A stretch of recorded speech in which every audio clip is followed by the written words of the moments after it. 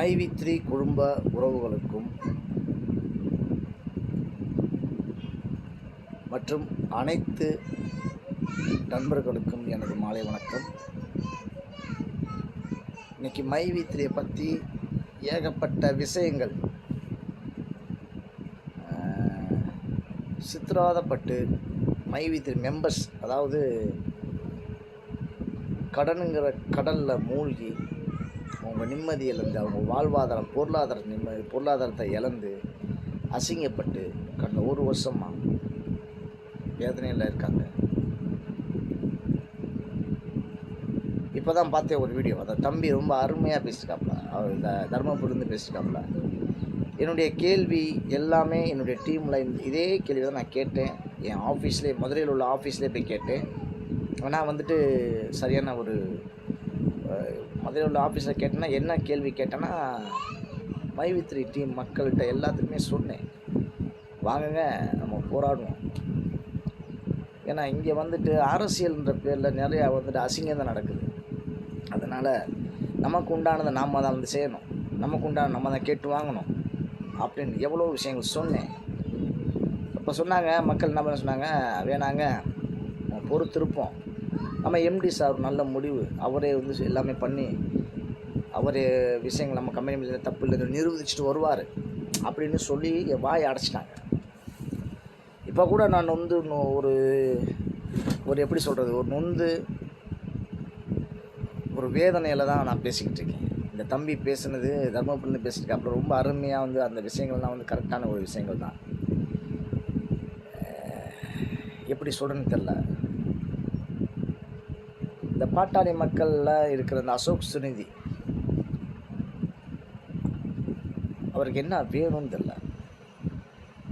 அவரை பற்றி நிறையா விஷயங்கள் நான் பார்த்தேன். எப்படின்னா ஒயின் ஷாப்பில் போய் காசு கேட்குறது அப்படி இப்படின்னு சொல்லி சொல்கிறது நிறையா விஷயங்கள் பார்த்தேன். அது நமக்கு தேவையில்லைங்க. மிஸ்டர் அசோக் சுனிதி அவர்களே, உங்களை நான் ரொம்பவும் கடுமையான முறையில், அன்பான முறையில், சரிங்களா, ஒரு அகிம்சை அப்படிங்கிற முறையில் உங்கள்கிட்ட நான் கெஞ்சி கேட்குறேன், தயவு செஞ்சு மக்களோட இந்த வயிற்றெரிச்சலை வாங்கி கொட்டிக்காதீங்க. இப்படி பண்ணி நீங்கள் என்ன பண்ண போகிறீங்க, என்ன சாதிக்க போகிறீங்க? சமூக சேவைனா என்னன்னு தெரியாமல் நீங்கள் பேசிக்கிட்டு இருக்கீங்க. உங்களை சுற்றி இருக்க மக்கள் நல்லா இருக்காங்களா? உங்கள் தெரு நல்லா இருக்கா? உங்கள் வீட்டு பக்கம் இருக்க சாக்கடை நல்லா இருக்கா? உங்களுடைய வீட்டு பக்கம் உள்ள ரோடு நல்லா இருக்கா? உங்கள் வீட்டு பக்கம் குப்பைகள் இல்லாமல் இருக்கா? உங்கள் வீட்டு பக்கம் இயற்கை வளங்கள் நல்லா இருக்கா? இதைத்தான் நீங்கள் அரசியல் சம்மந்தப்பட்ட விஷயமாக பார்க்கணும். உங்கள் வீட்டு பக்கம் கஞ்சா விற்கிறாங்களா? உங்கள் வீட்டு பக்கம் ரவுடிசம் இருக்கா? உங்கள் வீட்டு பக்கம் கற்பழிப்பு இருக்கா? இல்லைன்னா ரொம்ப ரொம்ப சந்தோஷம். கொஞ்சம் அப்படி விஷயத்தை கொஞ்சம் பாருங்கள். அதை விட்டுவிட்டு இன்றைக்கி எத்தனையோ ஏழை மக்கள் வந்துட்டு இங்கேருந்து நம்ம நாட்டிலேருந்து வெளிநாட்டுக்கு போகிறாங்க. எதுக்கு போகிறாங்க, ஏன் போகிறாங்க? பொருளாதாரத்தை உயர்த்தணும் அப்படின்னு போகிறாங்க, வேலை பார்க்கணும் அப்படிங்கிறக்காண்டி போகிறாங்க. ஆனால் அதெல்லாம் இல்லாமல் இங்கே இருந்த மணிக்கே வாழலாம் அப்படின்ட்டு ஒரு ஆணித்தரமாக ஒரு தெளிவான விளக்கத்தை, ஒரு தன்னம்பிக்கையை கொடுத்த ஒரே நிறுவனம் மைவி3ங்கிற நிறுவனம் தான். இந்த நிறுவனத்தில் அத்தனை மக்களும் சேர்ந்து கடனை உடனே வாங்கி சூப்பராக சேர்ந்து சந்தோஷமாக இருந்தாங்க. இன்றைக்கி நீங்கள் பண்ண ஒரு விஷயத்தினால திருப்பி மறுபடியும் கடனுங்கிற கடலுக்குள்ளே போயிட்டாங்க. பொருளாதாரத்தை இழந்து, நிம்மதியை இழந்து தவிச்சுக்கிட்டு இருக்காங்க. எத்தனையோ மக்கள் குடும்பத்தில் குழப்பமும் நிம்மதியின்மையும் பிரிவினையும் தான் இருக்குது. உங்களுக்கு தெரியுமா என்ன நீங்கள் சாதனை பண்ணிட்டீங்க? அரசியலுங்கிற பேரில் அசிங்கம் பண்ணிட்டீங்க. என்ன நீங்கள் சாதனை செய்கிறீங்கன்னு கேட்கும். நான் தெரியாமல் தான் கேட்குறேன். எத்தனை ஆன்லைன் நிறுவனம் இருக்குது, சிஎல்எஸ், ஜிஎம்ஆர், இன்னும் நிறையா விஷயங்கள் ஆன்லைனில். ஒருத்தர்லாம் நெல்லை சேகர்னு சொல்லி அவ்வளோ விஷயங்கள் ஆன்லைனில் 4000 கட்டு, 600 கட்டு, 800 கட்டுங்க, 1200 கட்டுங்க, 1500 கட்டுங்க, 15000 கட்டுங்க, அது எதுக்கு இவ்வளோ அமௌண்ட் வரும், இத்தனை மாதத்துக்கு, 3 மாதத்துக்கு, 6 மாதத்துக்கு, 1 வருஷம் சொல்லி வரும். 6 மாதம் அதிகபட்சம் இந்த கம்பெனி ஓடும். அது வரையும் நீங்கள் நம்பி கட்டுங்க. ஒரு ஒரு ஆன்லைன் ஜாப் அப்படின்னு சொல்லி 6 மாதம் தான் வந்து ஓடும். அதை மொத்தம் அதை கணக்கு பண்ணும்போது நீங்கள் சேர்ந்துக்குங்க. ஒரு நல்ல லாபம் கிடைக்கும் அப்படின்னு சொல்லி அவர் சேர்த்து விட்றாப்புல. அது மூலிமா அவர் கமிஷன் கிடைக்குது. அதில் ஒரு அவர் குறை சொல்லலைங்க. ஏமாத்துகிற கம்பெனிக்கு அவர் சப்போர்ட் பண்ணுறாப்புல. அந்த சப்போர்ட் பண்ணி மக்கள் வந்துட்டு எங்கிட்டாச்சும் நம்மளுடைய பொருளாதாரம் முன்னேற முடியுமா? நல்ல முன்னேற. ஏன்னா வேலை பார்த்தா இன்றைக்கி வந்துட்டு ஒரு சரியான சம்பளம் இல்லை சரிங்களா? அதனால் எக்ஸ்ட்ரா ஒரு வேலை பார்ப்போம், ஒரு பார்ட் டைமாக இருக்கட்டும்னு சொல்லி பண்ணுறாங்க மக்கள். சரிங்களா? அவங்க அதை புரிஞ்சுக்கோங்க. தப்பு யாரும் பண்ண கிடையாது. உங்களுக்கு தெரியும் யார் கஞ்சா விற்கிறா, யார் கள்ளச்சாராயம் விற்கிறா, யார் ஒயின் ஷாப்பில் பிளாக் மார்க்கெட்டில் எப்படி விற்கிறாங்க, என்ன பண்ணுறாங்க அப்படின்னு உங்களுக்கு தெரியும். சரியா? மக்கள் எங்களுக்கு வந்து சில விஷயங்கள் தெரியாது. அதனால் வந்துக்கிட்டு கொஞ்சம் பார்த்து பேசுங்க. முதல்ல நான் சொன்ன விஷயம் இதை சரி பண்ணுங்கள். கஞ்சா விற்க தடுத்துன்னு பாட்டுங்க, போதை பொருளை தடுத்துன்னு பாட்டுங்க, திருட்டை தடுத்துன்னு பாட்டுங்க. சரிங்களா? உங்கள் வீட்டு பக்கம் ரோடுலாம் இருக்கா? வரி வாங்குறீங்களா? அது கரெக்டாக இருக்கா? வரி வாங்குறதுக்கு ரோடுங்கிற பேரில் போடுறீங்க, அது கரெக்டாக இருக்கா? சாக்கடை வசதி கரெக்டாக இருக்கா? நல்ல தண்ணி கரெக்டாக இருக்கா? சரிங்களா? ஒரு அத்தியாவசிய பொருளோட விலை ஏன் இவ்வளோ உயர்ந்துக்கிட்டு போகுது? அதை தடுத்து நிறுத்துங்க பார்ப்போம். உங்களால் முடியுமான்னு பார்ப்போம். விவசாயத்தை நல்லபடியாக அப்படியே அழகாக கொண்டு செலுத்தணும் அப்படின்னு சொல்லி உங்களால் முடியுமா? இதுக்கெல்லாமே மக்கள் தான் வேணும். மக்கள்கிட்ட நல்ல விஷயத்தை விதைச்சி விடுங்க. அதை விட்டுட்டு மக்களை போட்டு கொடுமைப்படுத்துகிற மாதிரி, அசிங்கப்படுத்துகிற மாதிரி, லைவ் வீடியோ போட்டு கமெண்ட் போட்டு கேவலப்படுத்துகிற மாதிரி கிண்டலும் கேலியுமா பண்ணிகிட்ருக்கீங்க, கூத்தடிக்கிறீங்க.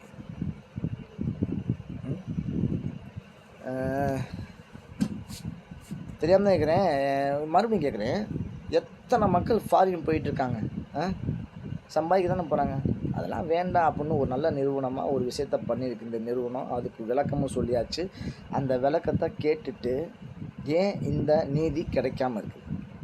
ஒரு சாதாரண விஷயத்துக்கு, இந்த விஷயத்துக்கு கூட இத்தனை மக்களாக வந்து யாரும் கம்ப்ளைண்ட் பண்ணாமல் ஒரு உறுதியாக சொல்கிறாங்க. இதை கூட இவ்வளோ இதுக்கு மீறி வேணுமா உங்களுக்கு வந்துட்டு ஆதாரமோ ஒரு நல்ல விஷயம் என்னன்னு தெரிய வேணாமா உங்களுக்கு? தெரியாமல் தான் இருக்கிறேன். தர்மம் இல்லையா? இங்கே நல்லதே நடக்காதா? நல்லது எது கெட்டதுன்னு தெரியாதா? 6 அறிவு உங்களுக்குலாம் இருக்கா இல்லையா?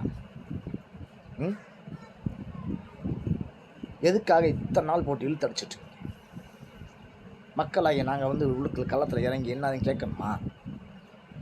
இல்லை தெரியாமல் தான் இருக்கிறேன்.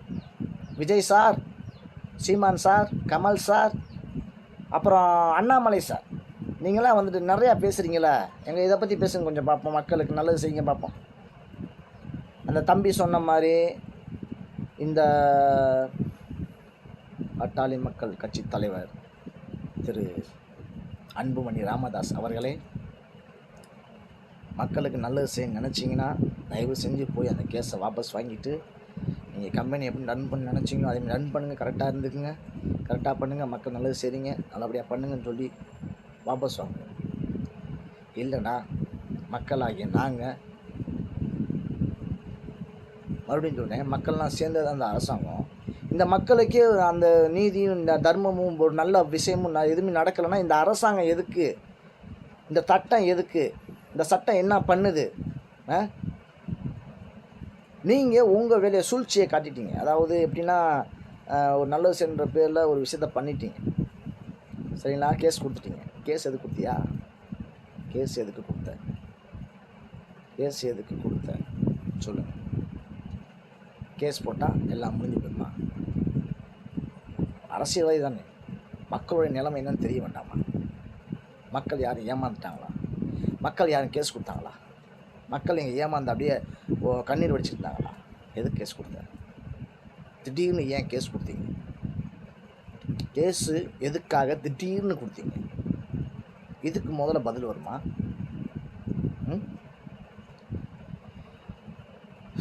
கேள்வி கேட்க நினச்சா ஏகப்பட்ட விஷயம் கேட்கலாம். என் வாயிலிருந்து வேற மாதிரி வந்துடும். ஏன்னா அந்த அளவுக்கு நான் வந்து ஒரு மன வருத்தத்தில் இருக்கேன். மைவி3 அப்படிங்கிற ஒரு கம்பெனியை வச்சு நல்ல ஒரு சிறப்பான சந்தோஷமான வாழ்க்கையை வாழ்ந்துக்கிட்டீங்கன்னா என் சொந்த பந்தம் என்னை சுற்றி உள்ளவங்க எல்லாத்தையும் நல்லபடியாக வச்சுக்கணும். ஒரு சந்தோஷமான ஒரு ஒரு கனவுலோகம்னு சொல்லக்கூடாது. ஒரு ரியலாக ஒரு நல்ல விஷயம் நடந்ததை நான் பார்த்தேங்க. நான் எனக்கு வயசு 39 40 நடக்குதுங்க இப்போ. சரிங்களா? இனிமேல் பட்டு நான் என்ன வேலை பார்த்து என்ன சம்பாதிச்சு என் பிள்ளைகளுக்கு கொடுப்பேன்? ஸ்கூலில் ஃபீஸ் எவ்வளோன்னு உங்களுக்கு தெரியுங்களா? ஏன் இவ்வளோ ஸ்கூலில் ஃபீஸ் வாங்குறாங்க? ஏன் ஹாஸ்பிட்டலில் எவ்வளோ ஃபீஸ் வாங்குறாங்க? சொல்லுங்கள். ஏன் ஹோட்டலில் அவ்வளோ காசு வாங்குறாங்க? இதை போய் தடுத்து நிப்பாட்ட மாட்டேங்க. அதை விட்டுட்டு ஏதோ பேசி மக்களை போட்டு வறுமையின் கோட்டு கீழே தான் கொண்டு போறீங்க. ஒரு டிஜிட்டல் டெக்னாலஜி அப்படிங்கிற ஒரு விஷயத்த அந்த மனுஷன் நல்ல ஒரு நீங்கள் செய்ய வேண்டிய வேலையை அந்த மனுஷன் அழகாக சூப்பராக கொண்டு வந்தாப்புல. எத்தனை மக்கள் நம்ம அதில் வாழ்ந்துருந்தாங்க. எத்தனை ஏழை எளிய மக்கள், விதவை பெண்கள், ஊனமுற்றவங்க எல்லா பேரும் அழகாக வாழ்ந்துருந்தாங்க. இன்றைக்கி வாடகை கூட கொடுக்க முடியாமல் தத்தளிச்சுட்டு இருக்காங்க. இஎம்ஐ கட்ட முடியாமல் எத்தனையோ பேர் சாகிற நிலைமை போயிட்டுருக்காங்க. இதெல்லாம் ஒரு பொழப்பா உனக்கு? இப்படி பண்ணி நீங்கள் என்ன தான் பண்ண போகிறீங்க? ஐயா சீமான் அவர்களே, தயவுசெய்து இதுக்கு சப்போர்ட் பண்ணுங்க. எனக்கு உங்களுக்கு ரொம்ப பிடிக்கும், நீங்கள் சப்போர்ட் பண்ணுங்க. அண்ணாமலை சார் நிறையா பேசுகிறீங்க, இதுக்கு சப்போர்ட் பண்ணுங்க. விஜய் சார், சினிமாவில் தான் உங்கள் ஹீரோயிசம் இருக்குதுன்னு நீங்கள் இன்றைக்கி ரியலாக பண்ண வந்துட்டீங்க. அரசியலுக்கு உங்களை வரவேற்கணும். மக்களுக்கு தேவையான விஷயத்தை கண்டிப்பாக செய்வீங்கன்னு நம்புகிறேன். அதனால் உங்கள்கிட்டையும் கேட்டுக்கிறேன், தயவு செஞ்சு இது என்ன பாருங்கள். இது எப்படி கேட்பீங்கன்னு தெரியாது, எப்படியாச்சும் இதுக்கு ஒரு சப்போர்ட் பண்ணு, அவ்வளோதான் சொல்லுவேன். அந்த தம்பி சொன்ன மாதிரி மை வீட்டில் உள்ள அத்தனை மக்களும் சேர்ந்தால் தான் இங்கே முடியும். சரிங்களா? முறைப்படி என்ன செய்யணுமோ செய்வோம் கண்டிப்பாக. அதுக்கு நான் ரெடி. இன்னொரு விஷயமும் இருக்குது. 60 லட்சம் பேர் இருக்காங்கன்னு சொல்கிறாங்க. எத்தனையோ ஏழை மக்கள் சாகர நிலைமை இருக்காங்க. ஆளுக்கு 1 ரூபா போட்டாலும் 60 லட்சம் கிடைக்கும். அந்த 60 லட்சத்தை ஒரு 100 குடும்பத்தை, 100 குடும்பம் இல்லை, 60 லட்சம் குடும்பத்தையும் நம்ம 1 லட்சம் கொடுத்து சரி பண்ணலாம். இது எல்லாரும் சேர்ந்தால் முடியும். எல்லோரும் சேர்ந்தால் தாங்க மார்க்கெட்டிங்னா என்ன? எல்லோரும் சேர்ந்தால் தான் மார்க்கெட்டிங். இதுதான் விஷயமே. சரிங்களா? அந்த நிறுவனம் நல்ல முறையில் தான் பண்ணியிருக்கு. இதை கரெக்டாக கவர்மெண்ட் கரெக்டாக பார்க்கறதுக்கு இதை கூட பார்க்க முடியல அப்படின்னா என்ன ஒரு விஷயம் நடக்குன்னு தெரியல. போலீஸ்காரங்களை பற்றி குறை சொல்கிறதுக்கு இங்கே எதுவுமே கிடையாது. போலீஸ்காரங்க நல்லவங்க தான், அவங்களுடைய விஷயத்த பண்ணியிருக்காங்க. கம்ப்ளைண்ட் நான் கொடுத்தாலும் சரி, வேறு கெட்டவனே போய் கொடுத்தாலும் சரி, அதை விசாரிக்கிறது தான் போலீஸ்காரங்க. சரி, அவங்க விஷயத்தை அவங்க பண்ணிட்டு தான் இருக்காங்க. இதில் எந்த தவறும் கிடையாது. மக்கள் தான் ஆனால் பாதிக்கப்படுறாங்க. இங்கே கம்ப்ளைண்ட் கொடுத்த ஆள் தான் இங்கே தப்பான ஆள். நான் சொல்கிறேன், இங்கே கம்ப்ளைண்ட் கொடுத்த ஆள் தான் தப்பான ஆள். இன்றைக்கி நல்லா இருந்தப்போ நான் எனக்கு அவ்வளோ சந்தோஷமாக இருந்துச்சு, அவ்வளோ பாசிட்டிவ் எனர்ஜி இருந்துச்சு. இன்றைக்கி என்னைய பார்த்து எத்தனை பேர் நம்ம கேவலமாக நினைக்கிறாங்க உங்களுக்கு தெரியுமா? யார்கிட்ட ஒன்றும் பேச முடியல. நான் நல்லது நினச்சி சில விஷயங்கள் பண்ணும்போது அதை கூட எதுவும் பண்ண முடியலை. அப்படி இருக்குது நம்ம நாட்டோட நிலைமை. என்ன ஆகுதுன்னே தெரியலை, எங்கே போக போகிறோன்னு தெரியல. ஏதோ கண்ணை கட்டி காட்டில் விட்டோம்மா. இன்றைக்கி தயவுசெய்து கொஞ்சம் புரிஞ்சுட்டு சில விஷயங்களை முடிவெடுங்க. மை வி3 டீம் மெம்பர்ஸ் யாரும் வருத்தப்பட வேண்டாம். இதுக்கு எல்லாத்துக்குமே ஒரு முடிவு இருக்குது. அந்த முடிவில் எண்டில் தான் நம்ம நிற்கிறோம். அந்த எண்டில் நம்ம அந்த எண்டை கடக்கணும்னா நம்ம எல்லோரும் சேர்ந்து நிற்கணும். இதுதான் என்னுடைய கோரிக்கை. நம்ம எல்லாருமே சேர்ந்து நிற்கணும். சரிங்களா? அப்ளைனர் சேர்த்து விட்டவங்க, சேராத மக்களும் சேர்ந்து தான் சொல்கிறேன். நான் சேராத மக்கள் சொல்லுவாங்க, நான் ஏமாறல, நீ உழைக்காமல் எப்பா உழைப்புனா என்ன? முதல்ல உழைக்கிறவன எனக்கு எவன் முன்னேறி இருக்கான்? உழைப்புனா என்ன முதல்ல சொல்லுங்கள். உழைச்சா உனக்கு என்ன கிடைக்குது? உனக்கு தேவையான சம்பளம் கிடைக்குதா? ஒரு நாளைக்கு 2000 வந்தால் இன்றைக்கி குடும்பத்தை நடத்த முடியும்.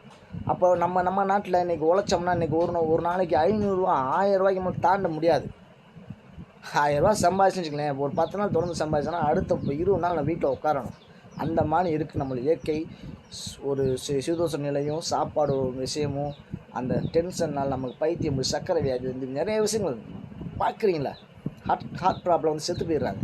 அப்படி உழைப்பு வேறு, பிஸ்னஸ் வேறு, ஒரு நிறுவனத்துக்குள்ளே உள்ள நுழைஞ்சு ஒன்றுபட்டு எல்லோரும் சேர்ந்து இருந்தால் அது ஒரு விஷயம். கேள்விப்பட்டிருக்கீங்க, சீட்டு போடுறாங்க, ஒன்றும் ஒத்துமையாக சேர்ந்து பண்ணுவோம் அப்படின்னு சொல்லுவாங்க. இன்னும் சில நண்பர்கள் என்ன பண்ணுவாங்கன்னா, எல்லோரும் சேர்ந்து ஒரு 10 பேர் 20 பேர் சேர்ந்து ஆளுக்கு ஒரு 20,000 30,000 போட்டு ஒரு மனுஷனை, ஒரு நல்ல திறமையான மனுஷனை ஒரு நிறுவனம் பண்ணுவோம்னு சொல்லி அவன்கிட்ட கொடுத்து அவனை அந்த நிறுவனத்தை நல்லபடியாக கொண்டு போய் அதில் கிடைக்கிற லாபத்தை எல்லோரும் பிரிச்சுக்கிறாங்க. இதுதான் கூட்டு முயற்சி. அந்த முயற்சி தான் இங்கே மையத்தில் நடக்குது. தயவு செஞ்சு மையத்தில் சேராத மக்கள் யாரும் இதை நினச்சி கிண்டல் பண்ணாதீங்க. தயவு செஞ்சு சப்போர்ட் பண்ணுங்கள். அதுவும் என்னுடைய கோரிக்கை. கொஞ்சம் புரிஞ்சுக்கங்க. நிறைய கமெண்ட்ஸில் சில பேர் தேவையெல்லாம் பேசுகிறீங்க. ஆனால் ஒவ்வொரு கமெண்ட்லேயும் பாருங்கள், மையத்தை பற்றி பேசுகிற கமெண்டில் எல்லா பேருமே பாருங்கள். மையத்தில் சேர்ந்த ஒவ்வொருத்தரும் மையத்தில் யாரும் குறை சொல்லிக்க மாட்டாங்க. கொஞ்சம் அதிலேயே தெரிஞ்சுக்கங்க ப்ளீஸ். சேராத மக்களுக்கு சொல்கிறேன். அதை பற்றி என்னன்னு தெரியாத மக்களே தப்பாக பேசாதீங்க. சினிமாக்காரங்க சினிமாவில் போய் படம் பார்க்குறோம். சினிமா நடிக்கிறவங்க இன்றைக்கி 100 கோடி ரூபா சம்பளம் கிடைக்கும். தெரியுமா உங்கள் எல்லாத்துக்கும்? அதெல்லாம் எதுக்கு கொடுக்கணும் சொல்லுங்கள்? நம்ம இத்தனை மக்கள் சேர்ந்து நம்ம வந்து 300 400 500 செலவு பண்ணி டிக்கெட் வாங்கினா தான் அங்கே சம்பளம் கிடைக்கும். அதை வச்சு இந்த நம்பிக்கையில் தான் அங்கே 100 கோடி ரூபா அங்கே சம்பளம் உங்களுக்கு போகுது. சரிங்களா? அப்போ அது தப்புன்னு சொல்கிறதா சொல்லுங்கள்? எப்பா அது ஒரு பிஸ்னஸ், அது ஒரு கான்செப்ட். அதே மாதிரி இது ஒரு கான்செப்ட். அவ்வளோதான். இது எங்கே யார் எதுவும் தப்பு. அவங்க உழைப்புக்கு ஏற்ற மாதிரி அவங்களுக்கு லாபம் கிடைக்கிது. அவங்கவுங்க திறமைக்கு தகுந்த மாதிரி அவங்களுக்கு லாபம் கிடைக்கிது. அவங்க எண்ணத்துக்கு தகுந்த மாதிரி அங்கே எல்லாமே நடக்குது. சில தவறான எண்ணங்கள்னால, தவறான சிந்தனை உள்ள மனிதர்கள்னால, அவங்க அந்த மேலிடத்தில் இருக்கிறனால சில நேரத்தில் அவங்க நினைக்கிற எண்ணத்துக்கு இந்த சூழ்நிலை சப்போர்ட் பண்ணுது. ஆனால் அது ரொம்ப நாள் நிலைக்காது. கொஞ்சம் புரிஞ்சுக்குங்க. மைவித்திரி மக்களை கவலைப்படாதீங்க. எல்லாத்துக்கும் ஒரு முடிவு இருக்குது. அந்த முடிவு தான் மன்னிக்கணும். மறுபடியும் சொல்கிறேன், என்ன வேணாலும் நடந்தாலும் மைவித்திரி நடக்கும். அதுக்கு நம்ம எல்லோரும் சேர்ந்து ஒன்று திரண்டு போராடுவோம். நன்றி தம்பி. உங்கள் பேர் என்னன்னு தெரியல, தர்மபுரின்னு பேசின தம்பிக்கு கண்டிப்பாக நான் சப்போர்ட் பண்ணுறேன். நான் மதுரை. என்னுடைய பேர் சதீஷ்குமார். சரிங்களா? என் டீமில் நான் சொல்கிறேன் எங்கள் டீம், என் டீமில், நம்ம மைவித்து டீமில் எனக்கு தெரிஞ்ச மக்கள் நான் சொல்கிறேன், கண்டிப்பாக சப்போர்ட் பண்ணுவோம். ஆனால் இங்கே யாரும் வன்முறையை கையில் எடுக்க மாட்டோம். போலீஸ்காரங்களை யாரையும் குறை சொல்ல மாட்டோம். தவறை தான் இங்கே குறை சொல்லுவோம். எங்களுடைய வாழ்வாதாரம் என்னாச்சுன்னு குறை சொல்லுவோம். சரிங்களா? ஸோ உங்களுக்கு புரிஞ்சுக்கிட்டு எல்லாம் சேர்ந்து சப்போர்ட் பண்ணி யாரும் சண்டை இல்லாமல் நல்ல முறையில் போராடுவோம். நன்றி, வணக்கம்.